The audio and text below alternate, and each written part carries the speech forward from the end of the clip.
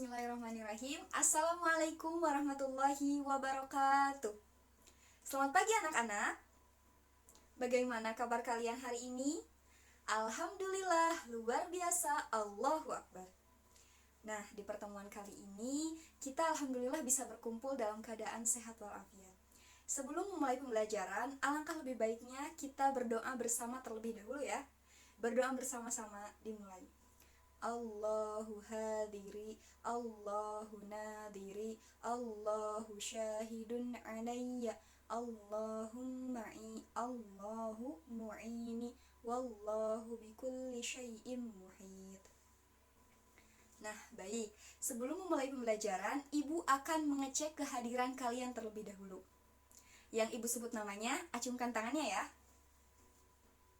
Gita, hadir. Ayu, hadir. Rina, sakit ya. Fuji, hadir. Alhamdulillah ya, sebagian hadir, sebagian lagi ada yang sakit. Yang sakit kita doakan mudah-mudahan segera Allah sehatkan. Nah, seperti pembahasan Ibu di minggu kemarin, bahwa di minggu kali ini kita akan mempelajari mengenai khalifah keempat. Siapa? Ya, benar, Ali bin Abi Thalib. Khalifah Ali bin Abi Thalib ini adalah khalifah yang keempat. Setelah sebelumnya kita sudah mempelajari mengenai Khalifah Utsman bin Affan. Di minggu ini kita akan mempelajari mengenai Khalifah Ali bin Abi Thalib. Tapi sebelum kita memulai pembelajaran lebih lanjut, Ibu akan menyampaikan dulu nih tujuan pembelajaran di materi kali ini apa saja.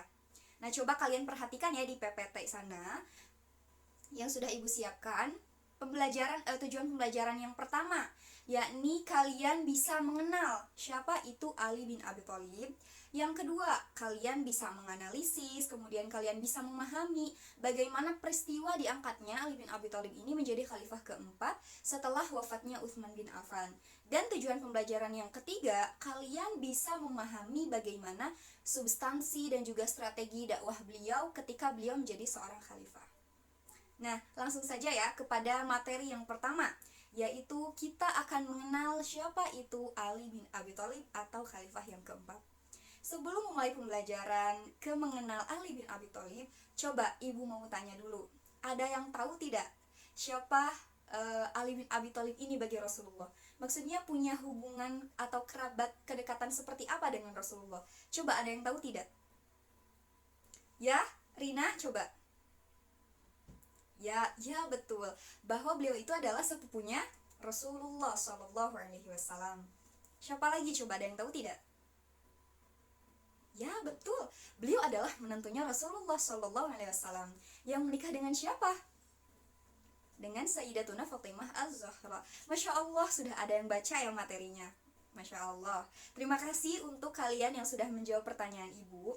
Lanjut saja ya, kita ke materi. Coba kalian perhatikan dulu PPT yang ada di depan sana. Kita mengenal dulu nih siapa Ali bin Abi Thalib.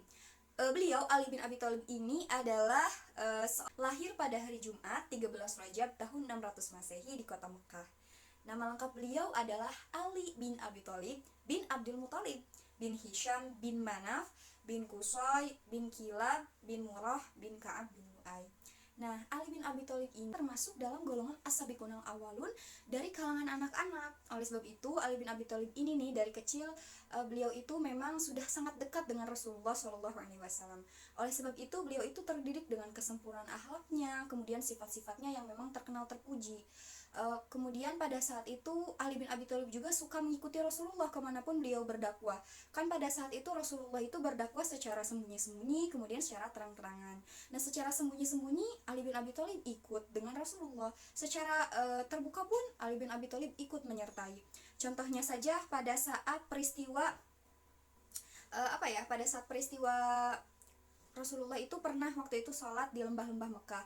Ali bin Abi Thalib menyertai beliau. Kemudian pada saat yang paling sangat membuat Ibu luar biasa ya ketika mengenal lebih dekat tentang beliau itu ketika Ali bin Abi Thalib ini rela untuk menggantikan Rasulullah di tempat pembaringan beliau. Yang Masya Allah ya, kita bayangkan saja Rasulullah pada saat itu memang sudah dikepung rumahnya oleh para kaum musyrikin, ya musyrikin Mekah, kaum Quraisy Mekah yang kemudian ingin membunuh Rasulullah dengan persiapan yang sangat matang. Kemudian Ali bin Abi Thalib dengan relanya menggantikan Rasulullah di tempat pembaringan tidur, karena memang pada saat itu diperintahkan oleh Rasulullah. Kemudian Rasulullah berhijrah ke Madinah bersama Abu Bakar As-Siddiq. Dari sini juga kita sudah sangat melihat ya bagaimana kesetiaannya Ali bin Abi Thalib ini kepada Rasulullah SAW.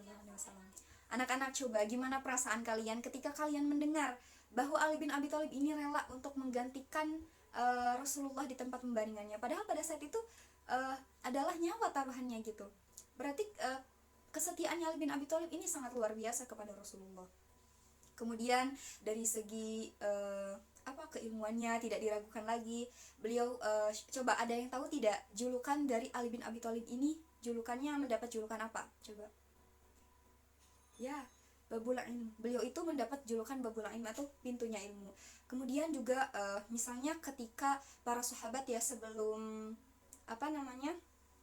sebelum Ali bin Abi Thalib ya, diantaranya adalah Khalifah Abu Bakar, Khalifah Umar, Khalifah Utsman, itu senantiasa berkonsultasi kepada Ali bin Abi Thalib mengenai masalah, entah itu permasalahan ekonomi ataupun permasalahan yang terjadi ketika para khalifah ini memimpin, itu pasti selalu berkonsultasi dengan Ali bin Abi Thalib, meskipun pada saat itu Ali bin Abi Thalib belum jadi khalifah, karena memang terkenal dengan keilmuannya yang Masya Allah ya. Ali bin Abi Thalib ini sudah tidak diragukan lagi.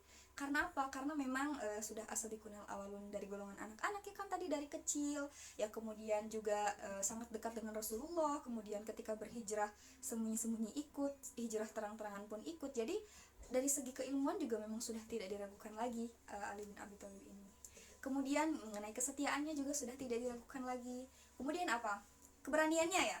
Ya, coba keberaniannya ada yang tahu tidak? Dari segi keberaniannya itu Ali bin Abi Thalib ini seperti apa? Ya, betul. Dari segi beliau itu mengikuti peperangan ya.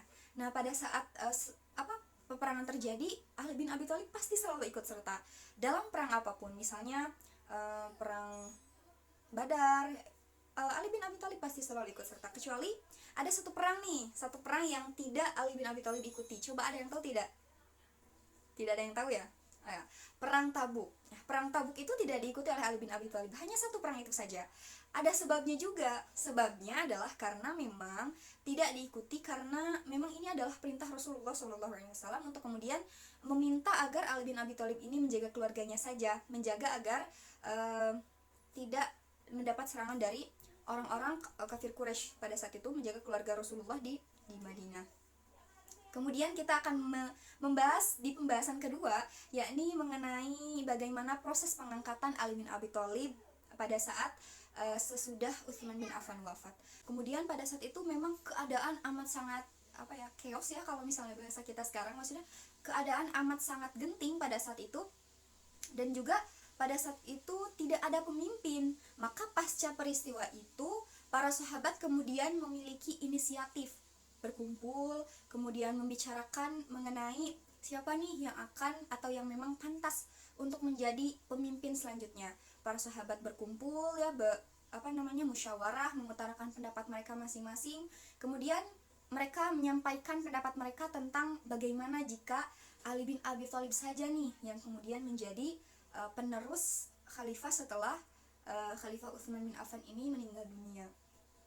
Karena para sahabat mengatakan umat ini membutuhkan pemimpin, dan sampai saat ini tidak ada yang lebih layak menjadi seorang pemimpin kecuali engkau, wahai Ali bin Abi Thalib. Sebab para sahabat memilih Ali bin Abi Thalib ini bukan tanpa alasan, tetapi karena para sahabat ini menilai bahwa Ali bin Abi Thalib ini kan memang seperti tadi ibu sudah bahas ya, Ali bin Abi Thalib ini kan memang keilmuannya yang luar biasa, kemudian amat sangat dekat dengan Rasulullah SAW, kemudian juga menjadi tempat berkonsultasi bagi para sahabat, bagi juga para khalifah sebelumnya. Kemudian ya memang melihat bagaimana kondisi ini memungkinkan bagaimana kalau memang Ali bin Abi Thalib saja yang kemudian menjadi khalifah selanjutnya. Pada awalnya Ali bin Abi Thalib berpikir untuk menolak saja tawaran ini, tapi karena memang didesak gitu oleh para sahabat, Kemudian Ali bin Abi Thalib berubah pikiran dan juga menyetujui untuk menjadi khalifah selanjutnya. Dan kemudian dibaiat menjadi khalifah pada tanggal 24 Juni sekitar tahun 656 Masehi ya, di Masjid Nabawi pada saat itu. Kemudian setelah baiat terlaksana, Ali bin Abi Thalib pun berpidato dan juga berpesan kepada kaum muslimin mengatakan seperti ini: Allah telah menurunkan Al-Qur'an sebagai petunjuk untuk membedakan mana yang baik, membedakan mana yang buruk. Karena itu, lakukanlah kebaikan dan juga tinggalkanlah keburukan. Seperti itu pesan pada saat Ali bin Abi Thalib ini sudah diangkat menjadi khalifah.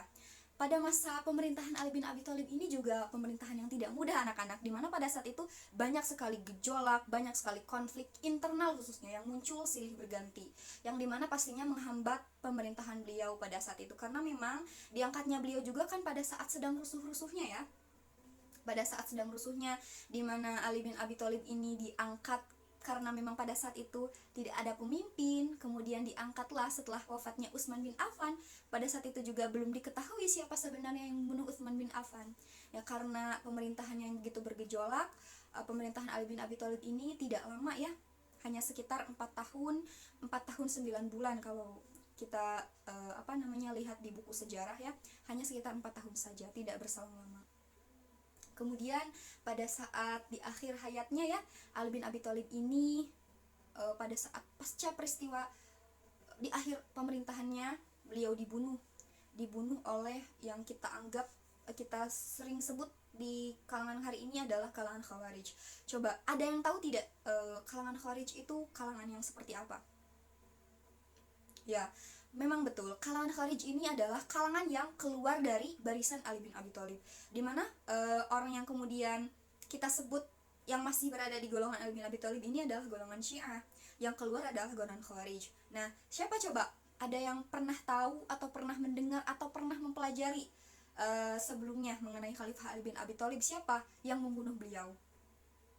Ya betul, Ibnu Muljam. Beliau adalah pembunuh Ali bin Abi Thalib, di mana pada saat itu beliau ya, kondisinya itu Ali bin Abi Thalib ini sedang sholat subuh di masjid, kemudian beliau ini ditusuk ya dari belakang oleh Ibnu Muljam. Ya'udzubillah. Karena merasa beliau paling benar, Khalid ini jadi merasa bahwa orang yang kemudian tidak sepaham dengan beliau ya harus dibunuh. Ya darahnya halal seperti itu. Na'udzubillah.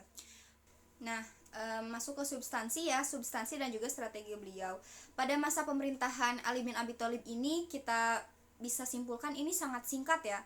Dihabiskan untuk meredam beberapa pemberontakan yang terjadi. Misalnya ada 2 pemberontakan nih yang terjadi pada masa pemerintahan Ali bin Abi Thalib ini. Yang pertama itu kita kenal sebagai Perang Jamal ya. Coba ada yang tahu tidak?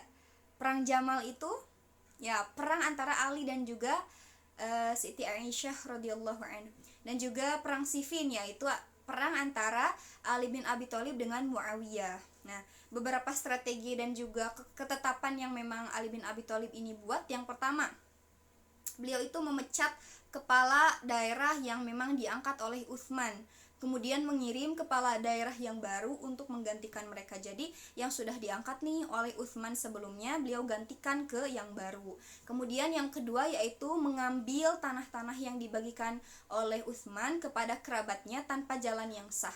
Demikian juga hibah atau pemberian yang memang Utsman bin Affan ini kepada siapapun yang tidak beralasan diambil kembali untuk kemudian dikuasai oleh negara. Kemudian ya memang hanya seperti itu saja sebenarnya. Nah, Masya Allah ya, materi dari awal sampai akhir sudah Ibu sampaikan. Kesimpulannya yang dapat Ibu berikan kepada kalian adalah mudah-mudahan kita bisa menjadi pribadi, khususnya ya kita bisa menjadi pelajar yang cerdas, kemudian berakhlak mulia, rendah hati, jujur, dan juga bisa menjadi pemimpin yang amanah nantinya. Amin, kalau misalnya Allah kasih kita kesempatan untuk bisa menjabat atau menjadi seorang pemimpin ya. Aminkan doanya bersama-sama. Amin. Nah, sekian pembelajaran di pertemuan kali ini. Ibu harap kalian tidak puas dengan apa yang Ibu sampaikan. Mudah-mudahan ada manfaatnya dan juga khususnya bagi Ibu ya, umumnya buat kalian semua. Ibu harap di minggu depan kita bisa bertatap muka dalam keadaan sehat walafiat, dan juga kita bisa melaksanakan pembelajaran dengan baik dan juga lancar seperti mana pembelajaran hari ini. Ya, sekian pembelajaran kali ini. Wassalamualaikum warahmatullahi wabarakatuh.